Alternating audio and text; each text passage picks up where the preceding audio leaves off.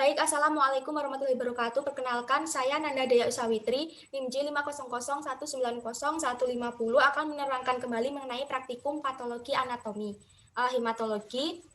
Yang pertama, di sini saya akan menjelaskan terlebih dahulu untuk reaktif hiperplasia limfoid. Jadi reaktif hiperplasia limfoid ini banyak sekali penyebabnya, dapat berupa disebabkan oleh alergi ataupun infeksi. Selanjutnya, untuk klinisnya yaitu terdapat limfadenopati. Lalu di sini saya akan menerangkan mengenai keterangan yang ada pada preparat ini. Jadi yang saya tunjuk dengan anak panah ini merupakan hiperplasia limfoid. Kemudian di sini ada zona terang. Kemudian di bagian yang warna ungu ini terdapat zona gelap. Lalu di antara ini terdapat zona folikuler. Di sini di tengah-tengah ini itu terdapat zona interfolikuler. Ini terdapat merah-merah. Ya, ini zona interfolikuler.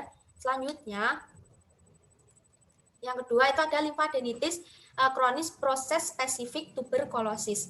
Jadi limfadenitis kronis proses spesifik TB ini klinisnya dapat berupa demam, kemudian penurunan berat badan, kehilangan nafsu makan, lalu masanya itu tidak nyeri, kemudian batuk dan juga pembengkakan kelenjar getah bening.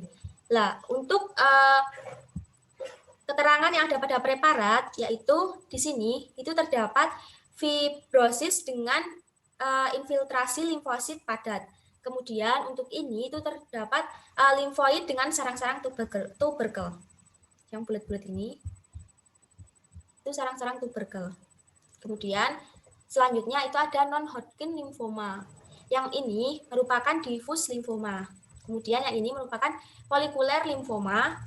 Lalu ini ada sel-sel besarnya, lalu ada juga sel-sel yang kecil. Nah, jadi non-Hodgkin lymphoma ini klinisnya itu dapat berupa awalnya itu satu atau dua kelenjar yang terkena, kemudian menyebar ke kelenjar lain sehingga menimbulkan keganasan. Lalu penderita itu tampak pucat, lemah dan juga penurunan berat badan. Lalu kadang-kadang terdapat demam dan juga anemia sekunder. Tidak ada nyeri tekan. Lalu untuk penjelasan preparatnya, jadi dari diffuse lymphoma ini dia follicle lymphoid itu hampir sama. Zona interfolikuler dan juga zona gelap terangnya itu tidak ada, tidak terlihat. Kemudian untuk yang folikuler limfoma ini itu sedikit terlihat untuk zona gelap terangnya. Selanjutnya di sini ada Hodgkin disease atau HD. Untuk klinisnya itu berupa berat badannya itu menurun, kemudian terdapat demam, anemia, hepatomegali. Pria itu lebih sering terkena daripada wanita. Kemudian mengenai kelenjar limfe yang terdapat pada aksila, pelvis, mediastinum dan juga para aorta. Nah, untuk patognomik bila dijumpai sel Red Steinberg itu sel datianya berdiameter 40, kemudian sitoplasmanya banyak, tercap acidofil atau basofil, bulat, tidak teratur. Kemudian inti selnya itu satu atau beberapa inti, nukleusnya prominent, lalu kromatinnya berkelompok besar-besar. Kemudian intinya itu dikelilingi oleh halo jernih. Kemudian seperti mata burung hantu, atau ini disebut dengan owl eye appearance. Kemudian untuk yang selanjutnya itu ada Burkitt lymphoma. Jadi Burkitt lymphoma ini dia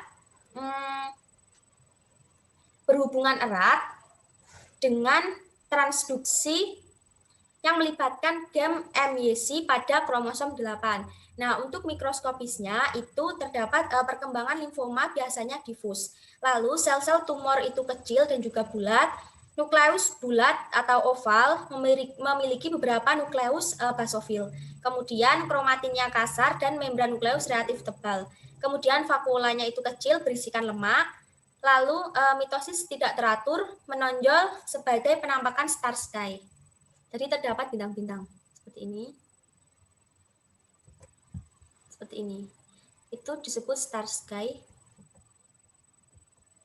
Lalu untuk yang terakhir itu ada metastasis keganasan pada kelenjar getah bening. Nah, jadi mikroskopisnya itu dapat berupa pada sediaan aksila itu terdapat hiperplasia sel-sel limfoid yang terdiri dari kelompok sel maligna atau keganasan, kemudian struktur tubuler dengan indisel pleomorfik sedang, hiperkromatik berkromatin kasar dan juga sitoplasmanya luas eosinofilik. Nah, jadi di sini saya akan menerangkan di sini ada sel ganas, kemudian di sini ada nekrosis, lalu di sini ada folikel limfoid. Mungkin itu saja yang dapat saya sampaikan. Saya akhiri. Wassalamualaikum warahmatullahi wabarakatuh.